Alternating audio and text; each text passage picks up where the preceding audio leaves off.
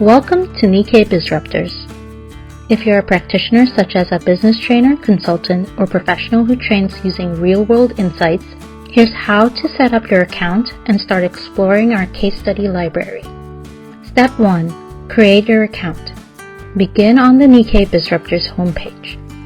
In the top right corner, click Sign Up. Choose your role as practitioner.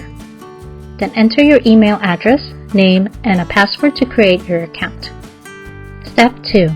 Confirm your email. After submitting your information, you'll see a pop-up asking you to confirm your email. Check your inbox for an email from us. If it's not there, be sure to check your spam or junk folder. Click the link inside the message to activate your account. Once confirmed, you'll land on the success page and your account is ready to use. Bonus tip: purchase case studies. If you'd like to purchase a case study for yourself, open the library, choose the case study you want, click Add to Cart, then click the cart icon in the top right corner. You can also choose the option that includes teaching materials, which contain a downloadable PDF, teaching notes, and slides.